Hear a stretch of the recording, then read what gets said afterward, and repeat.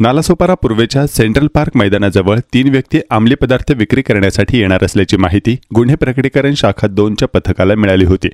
नालासोपाऱ्यात अंमली पदार्थ तस्करीसाठी आलेल्या 3 जणांना गुन्हे प्रकटीकरण शाखा 2ने अटक केली आहे। त्यांच्याकडून सुमारे 50 लाख रुपये किमतीचा मेफेड्रोन नावाचा अंमली पदार्थ जप्त केला आहे। वसई विरार शहरात मागील काही दिवसांपासून सातत्याने अंमली पदार्थ तस्करीच्या घटना समोर येऊ लागल्या आहेत। शनिवारी रात्रीच्या सुमारास नालासोपारा पूर्वेच्या सेंट्रल पार्क मैदानाजवळ 3 व्यक्ती अंमली पदार्थ विक्री करण्यासाठी येणार असल्याची माहिती गुन्हे प्रकटीकरण शाखा 2च्या पथकाला मिळाली होती। त्यानुसार सापळा रचून 3 जणांना ताब्यात घेऊन झडती घेतली। त्यांच्याकडे 250 ग्रॅम मेफेड्रॉन नावाचा अंमली पदार्थ मिळून आल्याने त्यांना अटक करण्यात आली आहे। शहबाज हमीद शेख वय वर्ष 22, योगेश राजू राठोड वय वर्ष 22 आणि जाफर आसिफ शेख वय वर्ष 22 अशी अटक केलेल्या आरोपींची नावे असून जप्त केलेला अंमली पदार्थ 50 लाख रुपये किमतीचा आहे।